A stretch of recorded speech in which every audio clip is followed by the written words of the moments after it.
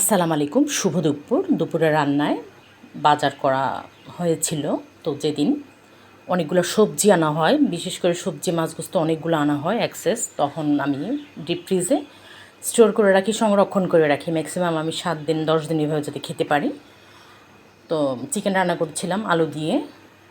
আমি কখনো কোনো সবজি কোনো কিছু নষ্ট করি না, স্টোর করে রাখি। তো এটা ফাইনাল লুক ছিল আমার চিকেনের, যেহেতু মরিচ বাটা দেওয়া হয়েছিল। আর লাউ দিয়ে মাছ আর কাঁচকলাকে ভালোভাবে আগে ভেজে নিচ্ছিলাম। মাছ ভাজা হচ্ছে কাঁচকলা ধুয়ে রাখা আছে, যেহেতু কালো দাগ হয়ে যায় কাঁচকলাকে এমনিতে কেটে রাখলে। তো এই জন্য পানিতে ধুয়ে রেখেছি ভালোভাবে। মাছগুলো আমি একটা একটা করে সুন্দরভাবে ভেজে নেব। আর ম্যারিনেট করা থাকলে আগে হালকা ভেজে নিলেও চলে।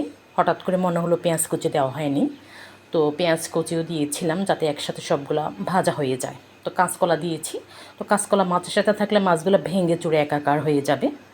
তো এই জন্য মাছ যেহেতু ভাজা হয়ে গেছে আর একটু ভিতরেও ঢুকেছে ঝোল, তো এই জন্য মাছগুলো আমি সরিয়ে রাখতেছি অন্য একটা পাত্রে, যাতে কাঁচকলাগুলা নিশ্চিন্তে হতে পারে।